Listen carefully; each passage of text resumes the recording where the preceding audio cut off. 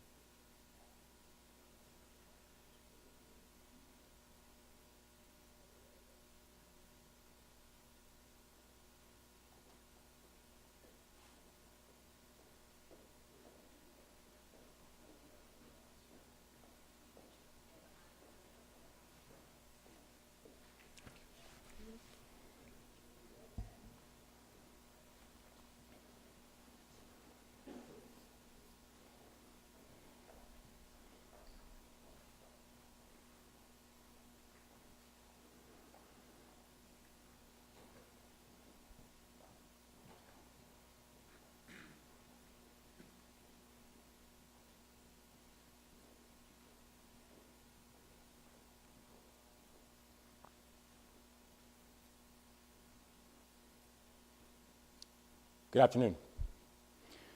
Let me start by saying that we continue to pray for all of the victims of the Key Bridge collapse and also their loved ones.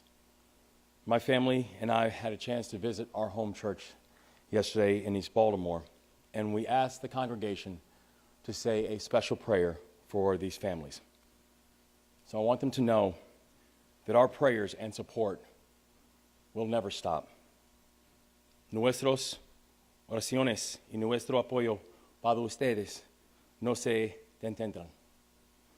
And for everyone who can hear my voice, these families are asking for privacy, and we need to honor that request. I've been disturbed by stories from our colleagues in county government that members of the media have been harassing these families. Baltimore County and Anne Arundel County have sent police to their homes to make sure these families are okay. These families are living a nightmare, and they deserve the time and the space to heal. So I'm asking, let us show our humanity in this moment as well. I also want to continue to thank our first responders and emergency personnel. Let us not forget that we are coming out of a holiday weekend, but for the men and women of this operation, the work did not stop. The work did not stop surveying the area. The work did not stop on environmental monitoring. The work did not stop in developing better images of the wreckage so we can move forward in a safe and efficient way. And this morning, the team was back out there in the rain, in the wind, keeping up the work. So it's hard to overstate how dedicated and remarkable this team really is.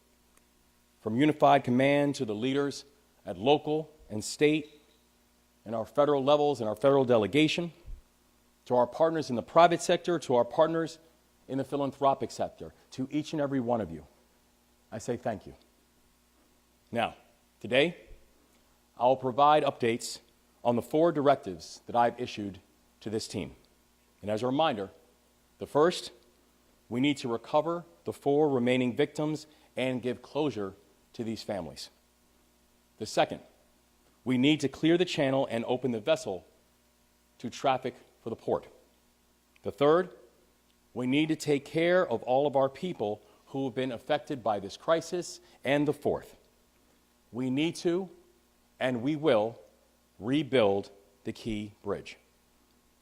And we will make sure that the new bridge honors the spirit of the city of Baltimore. This morning, I received a briefing from Unified Command. Now, I've spoken with leaders from all across every level in response to this effort all throughout the day. And so first, on our recovery efforts, we need to do more work clearing the channel in order to move forward. Now, I know there's an urgency to move fast, and nobody feels that urgency more than the people standing up here today. But we have to be clear on the risks. This is a steel bridge that is sitting on top of a container ship in the middle of the Patapsco River. We are talking about tons of steel that is mangled and cantilevered. We're talking about water that is so murky and so filled with debris that divers cannot see any more than a foot or two in front of them. We're talking about a situation where a portion of the bridge beneath the water has been described by Unified Command as chaotic wreckage. Every time someone goes in the water, they are taking a risk. Every time we move a piece of the structure, the situation could become even more dangerous. We have to move fast, but we cannot be careless. I've been clear with this team that we have got to prioritize safety. And my directive is to complete this mission with no injuries and no casualties. We've already lost 6 Marylanders to this crisis. I refuse to lose any more. One of the mantras in the military is mission first, people always. And that's the mindset that we are going to apply to this work. Now, on clearing the federal channel and reopening the vessel traffic to the port, Unified Command has moved forward with their first crane operation. They cut up and lifted a piece of the north section of the Key Bridge. The entire operation took 10 hours, and in that time, they were able to cut and lift a 200-ton span of the bridge. Now, when we were getting that briefing, Unified Command said something that really struck me, where the Admiral says this was a relatively small lift. We're talking about 200 tons. We're talking about something that is almost the size of the Statue of Liberty. And what the Admiral said is right. It's a small piece of what we're talking about. The scale of this project, to be clear, it is enormous. And even the small lifts are huge. That's how we have to move forward. A temporary channel on the northeast side of the collapse opened earlier today. It will help us to get more vessels in the water around the site of the collapse. The temporary channel will be marked with government lights to aid navigation and will have a controlling depth of 11 feet. Now, we're also moving forward on creating a southwest channel for deeper draft vessels that will allow for a deeper draw. That channel will measure about 15 feet deep, and it will be open in the coming days. Unified Command has scheduled another lift for later today, pending conditions, specifically pending lightning. And they will be lifting an estimated 350-ton piece from the bridge. The work is moving. The mission continues. We are never going to lose sight of the workers who also have been impacted by this collapse, because at least 8,000 workers on the docks have jobs that have been directly affected by this collapse. And earlier today, myself, the Lieutenant Governor, County Executive, the Mayor, and others met with the International Longshoremen Association, Local 333. These are individuals who work hard, never complain, and always get the job done. And many have continued to work on the docks. Many haven't been able to get back to work at all. And even the ones who have gone back to work on the docks, they know that the situation still feels very uncertain. And to all of those individuals, we want to let them know this. We've got their backs because they've always had ours. Now, third, on taking care of our people. Last week, the Biden-Harris administration accepted our request to approve a Small Business Administration disaster declaration within hours. And that declaration is now in effect. And once again, I want to thank the Biden-Harris administration for their consistent support and partnership.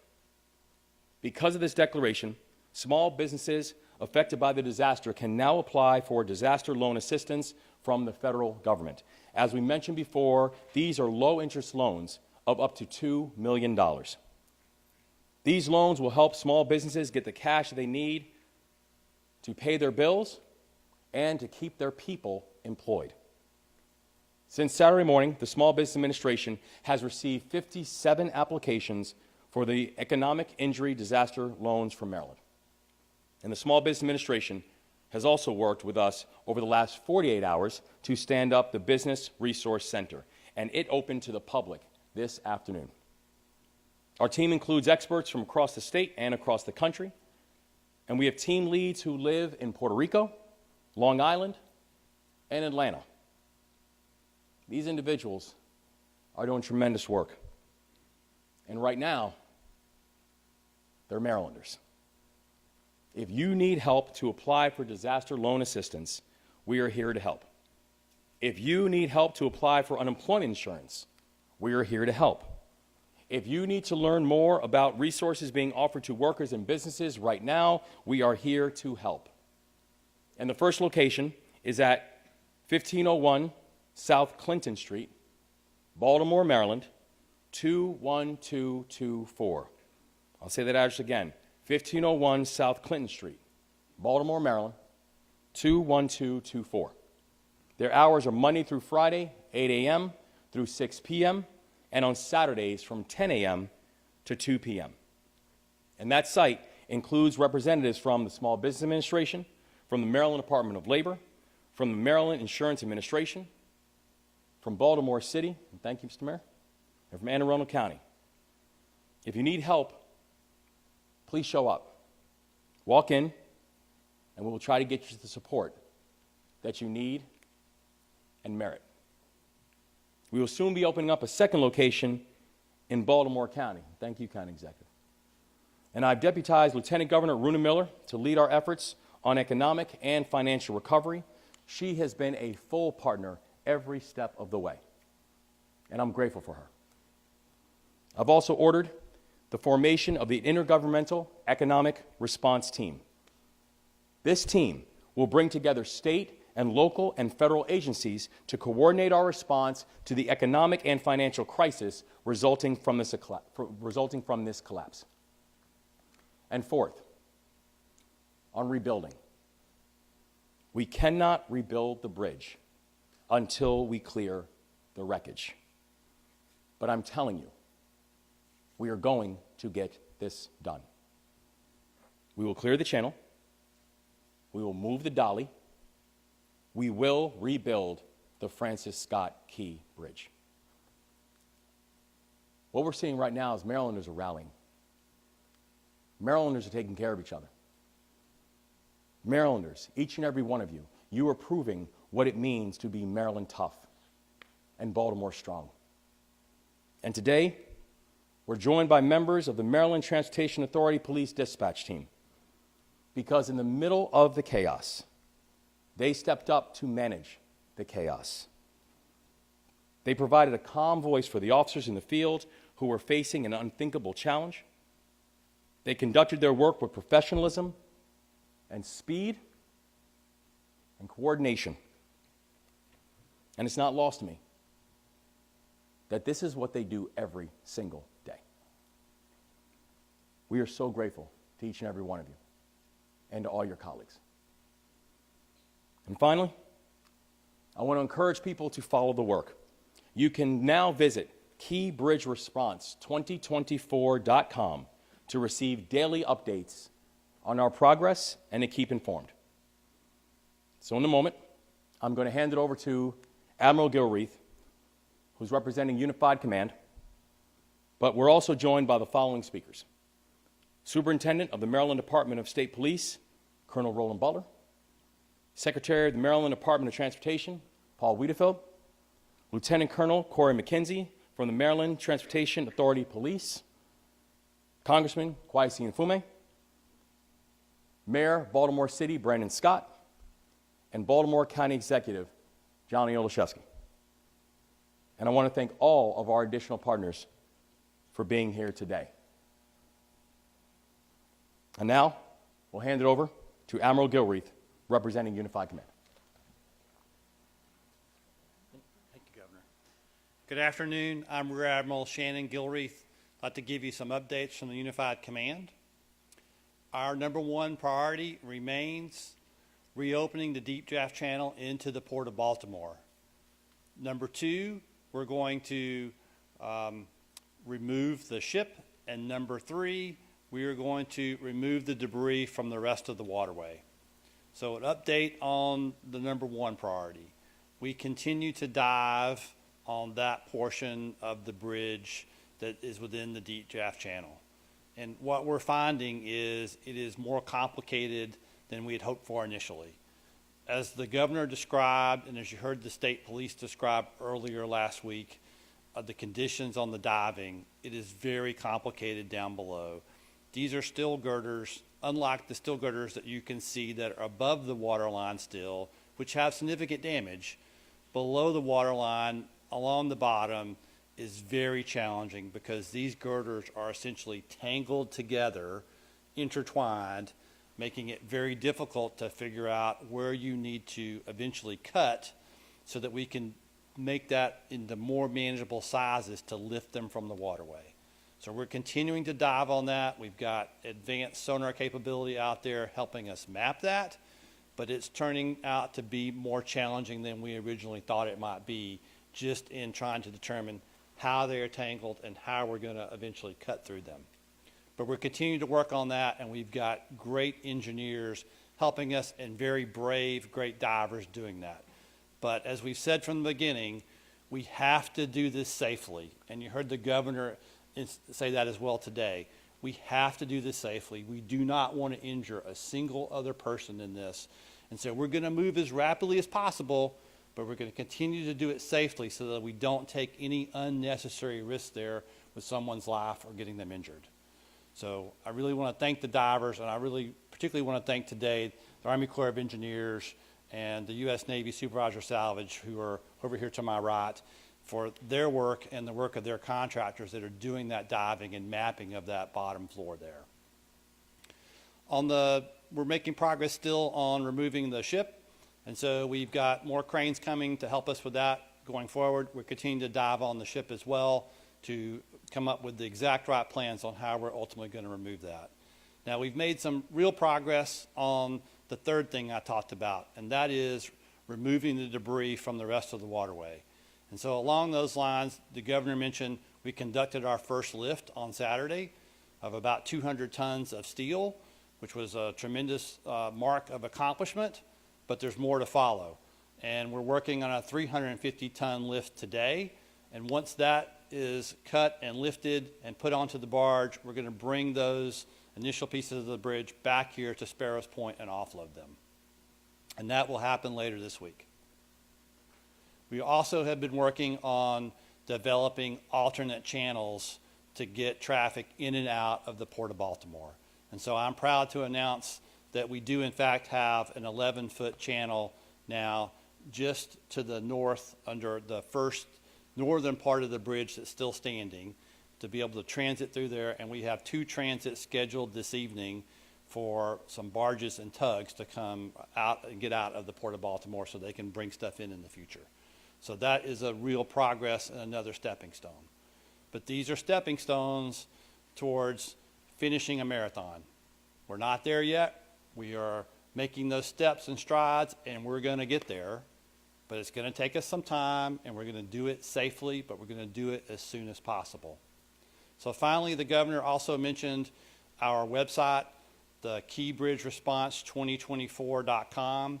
That's also a place that you can go if you see marine debris that may have floated away from the ship and or the bridge. And on there is a number that you can call to report that to us so that we can take that information and come out and assist with that. So thank you for what you're doing in that regard to help us. And thank you for your continued support of the Unified Command. It means a great deal. Thank you, Governor. Thanks.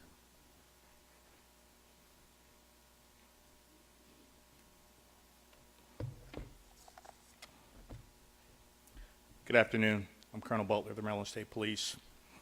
The Maryland State Police continues its efforts as a member of the Unified Command.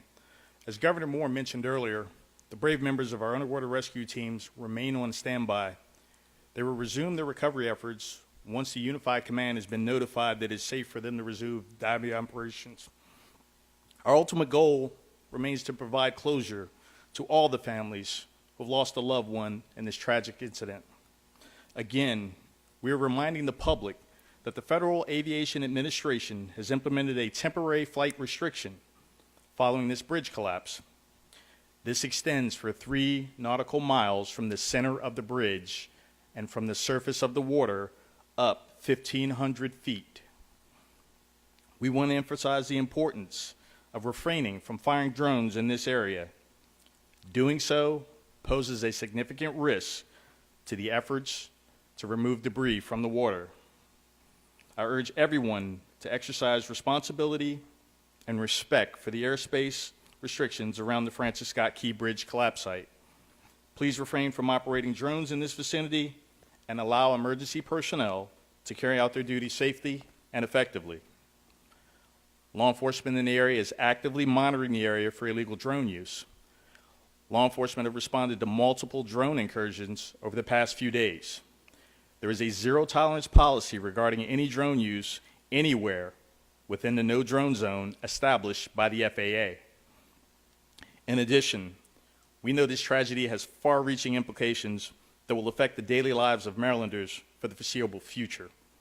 I want to ensure the public that the Maryland State Police, the Maryland Transportation Authority Police, and all of our allied law enforcement partners are working together with the Maryland Department of Transportation to mitigate the impact of this incident on traffic safety. As always, our troopers are actively monitoring road conditions, directing traffic, enforcing safety regulations to prevent crashes and minimize delays. We're asking motorists now more than ever to exercise caution and patience as we navigate through this challenging period. Please adhere to the posted speed limits, avoid distractions while driving, and never drive while impaired. Also, please, remember the move over law for first responders, tow truck operators, work crews, and vehicles that have become disabled on the side of the road.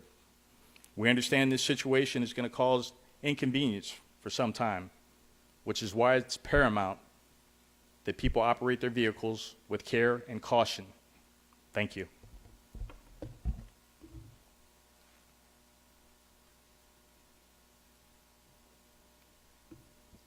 Good afternoon. Paul Wiedefeld, Secretary of Maryland Department of Transportation. I want to echo Governor Moore's extreme thanks and appreciation for our first responders, including the Maryland Transportation Authority police officers who were first on the scene. As Secretary and as Chairman of the Maryland Transportation Authority's board, I cannot stress enough how grateful I am for the life-saving actions of our Maryland Transportation Authority police officers and our dispatchers. Under Governor Moore's leadership, the Maryland Department of Transportation continues to work with our unified command to advance the governor's key directives. Obviously, one of our top priorities is to reopen the shipping channel.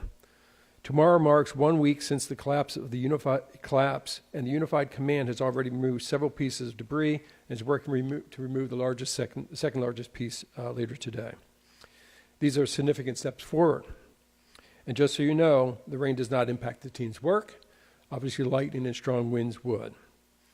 I also want to stress, as has been by the Admiral, the tremendous effort it takes to do this.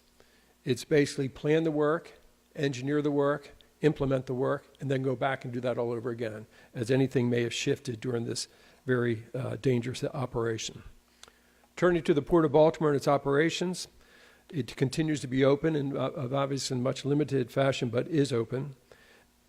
We are assessing opportunities at the Port of Baltimore, the portions that we control, to improve maintenance and basically take advantage of the reduced work there to deliver maintenance projects that we had planned. Regarding returning cruises, which left Baltimore before the tragedy, yesterday was the first of 2 diverted ships that arrived in Norfolk, Virginia, and offloaded passengers.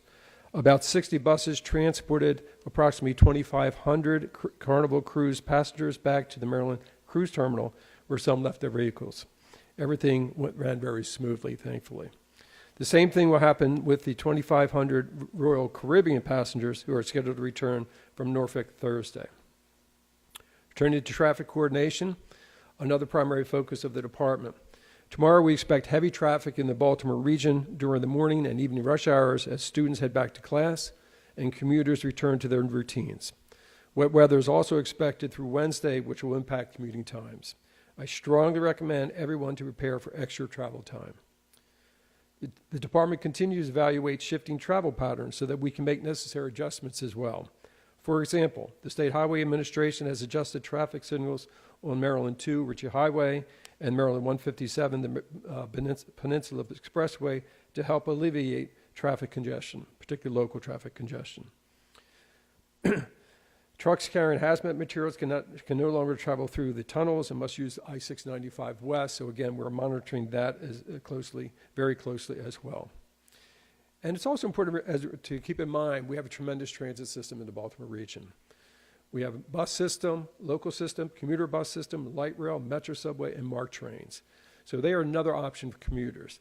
And I would suggest that you visit our website for commuter benefits that we offer in terms of reduced fares, and also work with employers to promote commuting through transit.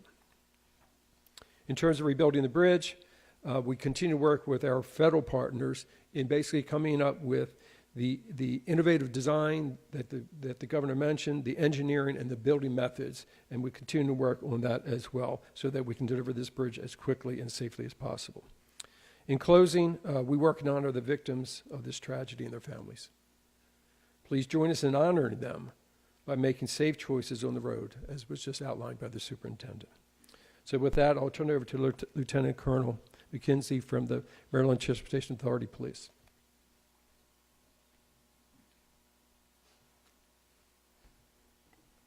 Thank you, Secretary Wiedefeld. Good afternoon. I'm Lieutenant Colonel Corey McKenzie with the Maryland Transportation Authority Police, also known as the MDTA Police. I want to start by thanking Governor Moore, sir, for your support and highlighting the efforts of the MDTA Police Dispatch Team. They are our heroes behind the headset. Excellent work.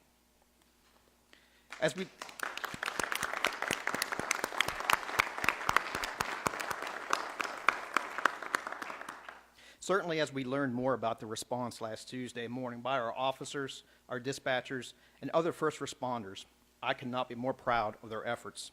From MDTA police officers to include Corporal Herbert, Sergeant Pastoric, and Officer Kurtz, immediately stopping traffic on the Key Bridge, they saved so many lives. To MDTA police officers, Senior Officer Kinsey and Officer Boblitz, who had our Marine unit in the water at the Key Bridge in approximately 15 minutes, which allowed them to rescue a survivor who was clinging to debris and get him to immediate care. There are so many other MDTA police employees, sworn and civilian, deserving of recognition. And certainly we know that the MDTA police team had help from every local, state, and federal agency we could ask for, and we thank everybody for that support. The MDTA Police and the Maryland Transportation Authority are part of the Unified Command Team and will continue to support response effort through their finish. Our overall focus, though, remains at this time on doing our part to recover the 4 remaining victims of this tragedy. You just heard from Secretary Wiedefeld about expected traffic impacts. Our MDTA police team is deploying additional resources to meet the needs of increased traffic at other MDTA facilities and surrounding roadways, but we need your help.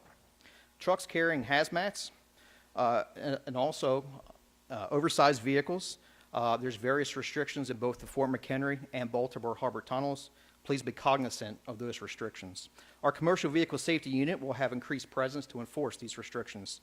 Your daily route to work or school may have changed, but traffic safety is our main priority. We thank drivers and the community for their patience and their support. The MDTA Police remains committed to providing safety, security, and service in partnership with the community to all persons who use and work on MDTA facilities and other vital transportation assets throughout the state of Maryland. Thank you for your support, and I'll turn it over now to Congressman Mfume. Thank you. Thanks, sir. Thank you very much. Good afternoon, everyone. Kwesi Mfume, Member of Congress, 7th District of Maryland. I want to just take the few moments I have to do as I've been trying to do each and every time I've addressed you, and that is to point out the Maryland example, the example of leadership in crises, the example that has come together from different aspects of our state and has all taken place under the leadership of Governor Westmore, whose heart has been bleeding since this has happened, as has been the case with his partners, Mayor Brandon Scott of Baltimore City, Johnny Olszewski of Baltimore County. And let me just say also on behalf of Senator Van Hollen and Senator Cardin, both of whom could not be here today because of official duties, Team Maryland will remain in place, Democrat and Republican. We are a united delegation to make sure that we're able to move forward. Just a couple of quick things. I'd be remiss if I did not reference 2 groups that are not here. The first group is the family of the victims that have been recovered and those who have not been recovered. Each time we talk to you, we continue to lift them in prayer because it could have been any one of us, quite frankly. And my hats are off to Gustavo Torres and the people of Casa, Maryland, who have embraced that family of men, husbands, and fathers to make sure that their families are able to find some healing in all of this. The other group is the group of the hundreds of men that many of us just left down at the docks, the longshoremen of Local 333 and 953 and the other locals under the leadership of Scott Cowan, who have gathered together, recognizing that they are going to be affected in a way that they never thought and that their jobs are at risk, but who are so committed to doing everything they can on their end to make sure that we get through this together. They, like myself, many of them remember this bridge before it became a bridge, when for 5 years, having grown up not far from here, I watched that construction and watched that opening. And so all of our hearts break at what's left out there. But the governor is right, and I hope that he will always be deliberately redundant, as he has been, about the fact that that bridge will be re-erected again and that this port will be open for business again. Now, just a couple of quick things on the federal response, and I'll move away. Most of you know that President Biden, to his credit, reached out almost immediately to virtually all of us here to have conversations hours after that about what has happened. And the commitment that he has made to the state and the governor and all the people of Maryland is phenomenal. It has reached some criticism by some, but we know that petty minds have petty thoughts. The larger base of Americans realize how valuable this port is to the national economy and to supply lines. President will be here in a couple of days, as you all know, and will be able to speak for himself about what he sees going forward. But having worked under 7 presidents, I can tell you this means a lot. I also spoke with the Speaker of the House, Mike Johnson, over the weekend, who understands the significance of this and who, along with myself, have continually said this is not, and nor should it be, a partisan issue. It's not Democrat or Republican. It's about finding a way to reinstitute the normalcy that was in place here before last Tuesday morning. And I've spoken with Tom Cole, the ranking Republican of the Appropriations Committee, who long before I had a chance to call him went on television to talk about how dedicated he is and will be to making sure that this is taken care of. So we hope that the Maryland example, that is an example of people working together, is an example that moves us forward beyond this and unfortunately beyond what we know will be future tragedies in our future. I'm just glad to be a part of this team. Thank you all very much. Let me bring forward the mayor of the city of Baltimore, who's done a yeoman's job, as I indicated before, Mayor Brandon Scott.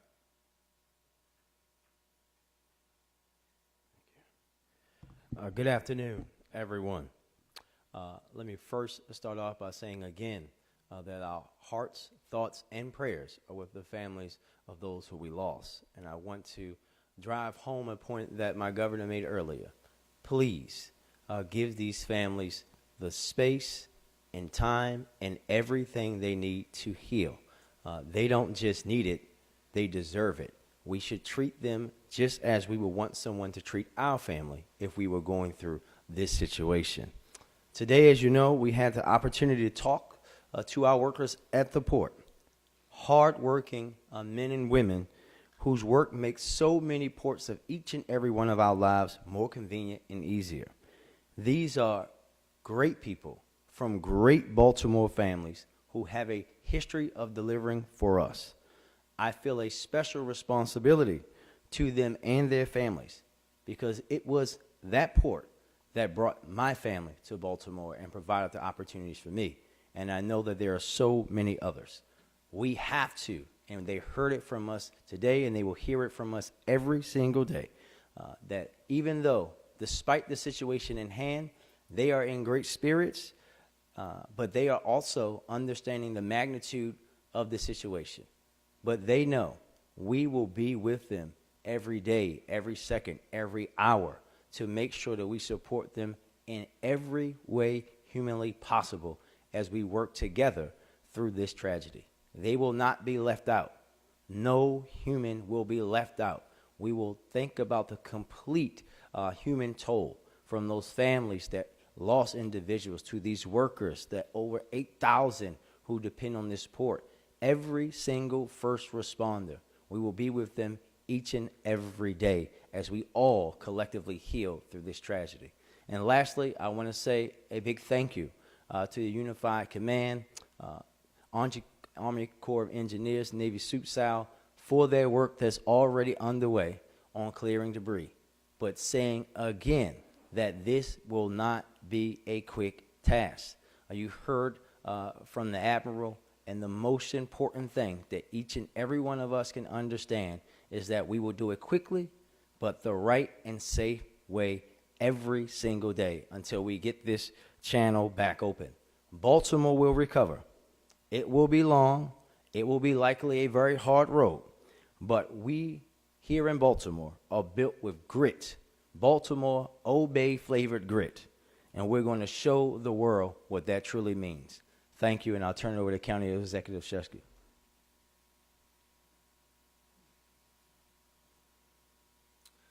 Thank you, Mayor, and good afternoon all. Baltimore County Executive Johnny Olszewski. Some Easter reflections. Like the governor and like the mayor, had the opportunity to worship with my family in the home church this weekend. And two things struck me. First was the families who weren't able to worship together as a result of this tragedy. So I ask that you continue your prayers for them and heed the call of both the governor and Mayor Scott, that we give those families the space to heal, to grieve, to gather. Second is that as we were worshiping,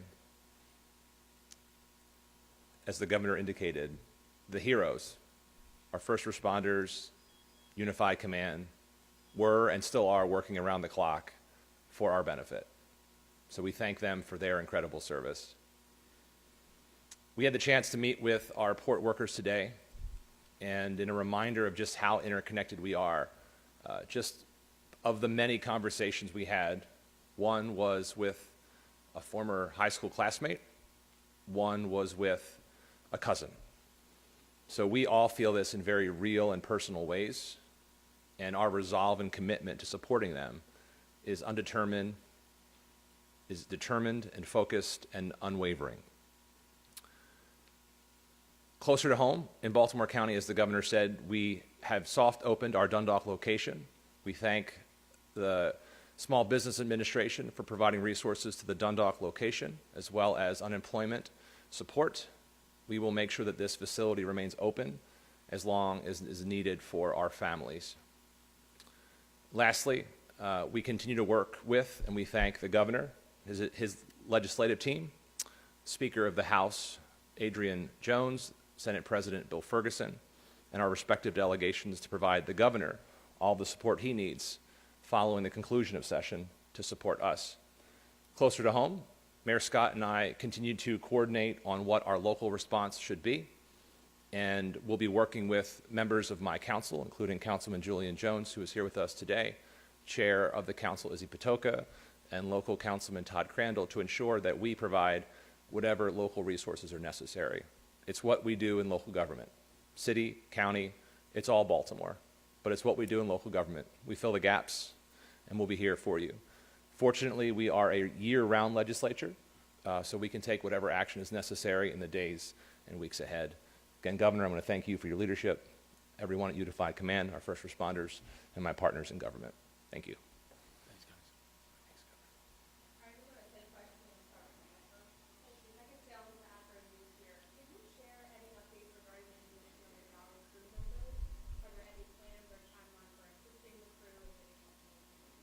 Yes, thank you. So the team, both from Unified Command and also NTSB, has been in close communication with the team from the Dolly.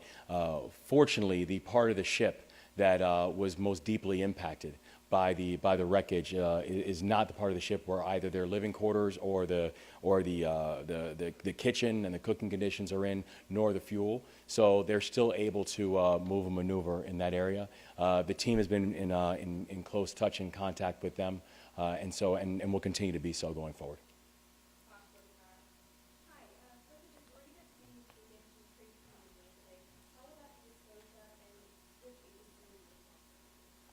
So thank you. And I can. Yeah. Thanks, Colonel. I think those plans are still under development. They're still identifying those resources. But generally, when the debris is taken to the laydown yard at Tradeport Atlantic at Sparrows Point, it'll be inspected and secured until they find a final disposition for disposal in a safe manner.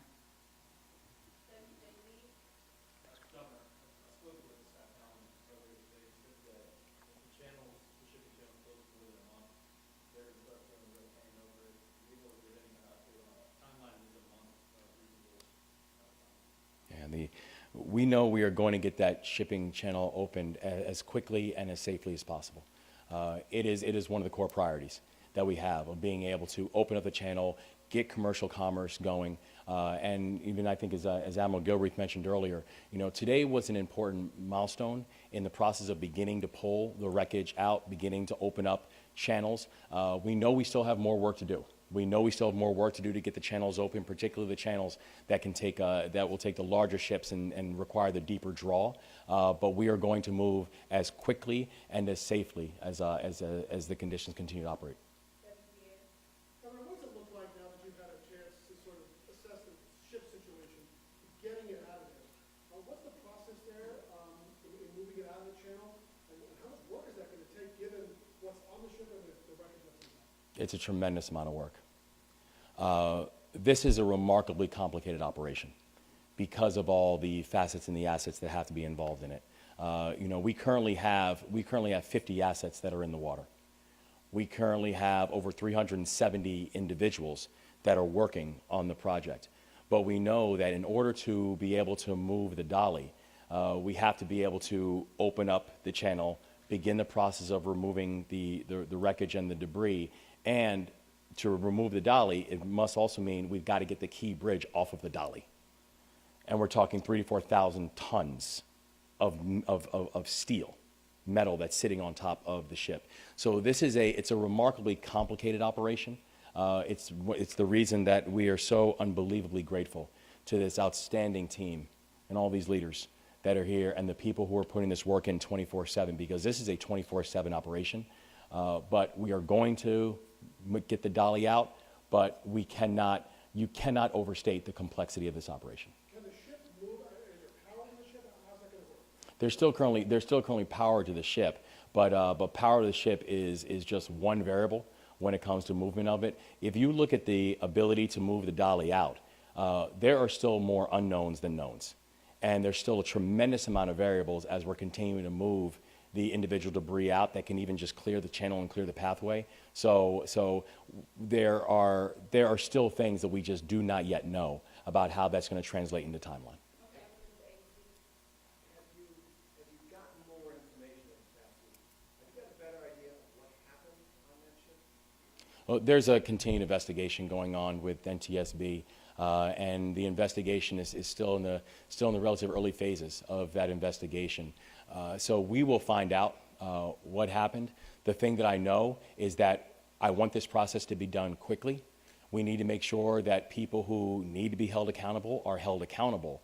And we can't wait for the completion of the investigation to start making the work happen. We've got to prioritize the four lanes that we laid out before, getting a sense of closure and comfort for these families, making sure that we are opening up these channels, making sure that we're taking care of our people, and beginning the process of rebuilding the Francis Scott Key Bridge. If I can just follow up on the timeline. I know you don't have an exact timeline, but for individuals, businesses, for institutions that are trying to plan, what are you telling them? Months? Years? We're telling them this is going to be a long road. But the thing that we know is we're going to walk this road together. No one's going to be left behind. And we are going to walk this road together, but it will be a long road.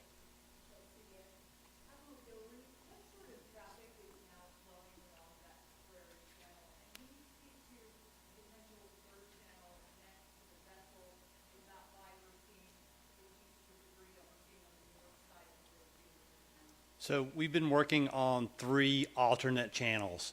The channel that we're opening today is on the northbound side of the bridge, and it is still under a section of the bridge that is still standing. That one will have a controlling depth of 11 feet. So that will be for more shallow draft vessels. The tug and barges that I mentioned today that are going to transit through there are commercial, but it can also be used by some of the boats that we need to move back and forth to get equipment positioned on both sides of the bridge to continue to do surveys and eventually do lifts. The second alternate channel we are working on is on the southbound side of the bridge under the portion that is still standing.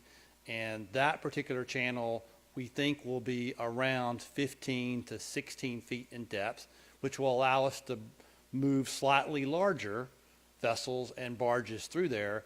We are working with the state of Maryland Department of Transportation and their contractors. There's a pre-existing, not part of this accident, pilings that are in that because we didn't need that for our channel previously. They are working to pull those pilings out. We'll complete that survey and we will remark that one also with Coast Guard buoys so that mariners can safely transit through that. The third alternate channel we're working on is just north of the deep draft shipping channel. That particular channel is what we hope to open by clearing the bridge debris that we're working on right now. And so this will be another significant lift, but there's still much more of that section of the bridge that's going to have to come out before we can open it. That controlling depth, we think, will be somewhere between 20 and 25 feet. And once that's open, that should allow us to move almost all of our tug and barge traffic in and out of the Port of Baltimore once that's opened.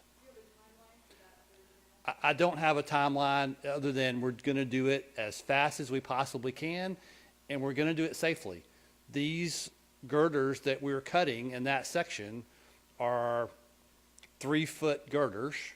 They are constructed of 1.5 inch steel. They are I-beams that we have to cut through and then lift. So we got to do that safely because we don't want to injure any of the people that are doing the cutting or the rigging or diving even below to do the rigging below when we get down to that section. So we're going to do it as soon as we can, but we're going to do it safely.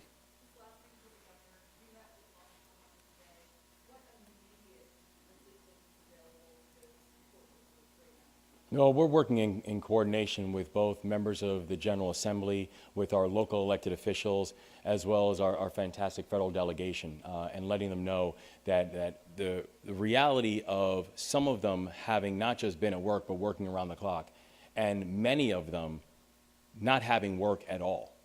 We're talking about and looking at a number now upwards of 1,800 individuals who just haven't worked, right? So there's a significant urgency that we all feel, that we're all to address.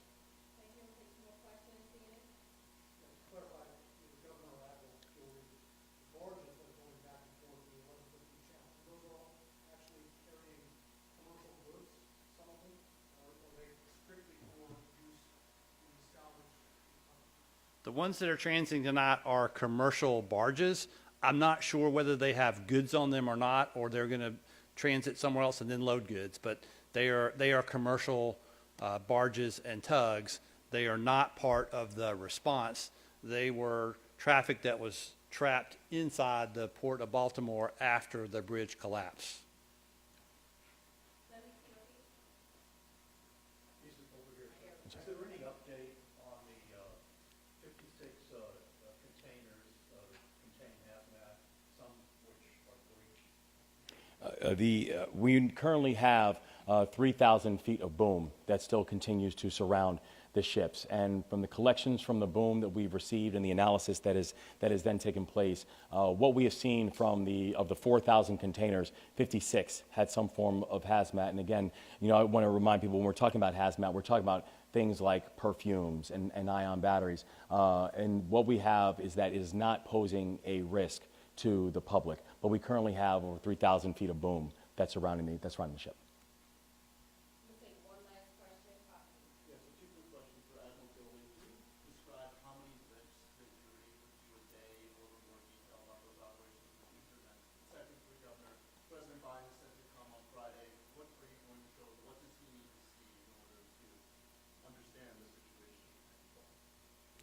So the lifts aren't really a day by day, here's how many we can do a day scenario. it really depends on the size that you're trying to lift and the piece that you can get out. And so some lifts will take a limited amount of time, and other lifts will take a lot larger amount of time to actually set up and rig, depending upon how much we're trying to lift and where we're trying to lift from. So it's not there's this many lifts a day. It is a cut sections, lift those sections, put them on a barge, move to the next section, cut those sections, lift those. It is a continuous process, but there's not a given time for each particular lift. And I'd say the Biden administration has been in touch with us and has been walking with us every step of the way. You know, our phones first started ringing in the middle of the night from the Biden members of the Biden administration. I think each and every one of us were on the phone with the president literally from the first day and throughout. So I think we're thankful that the president is coming to visit. And I think Congressman Mfume, I think he said it so well. You cannot overstate how important it is that the president of the United States is coming to visit. And the thing that I know that he's going to see is he's going to see the unprecedented level of damage that this has caused. He's going to see the fact that we have a ship that is almost the size of the Eiffel Tower, that weighs about as much as the Washington Monument, that's sitting in the middle of the Patapsco River. He's going to see a bridge that has been in existence since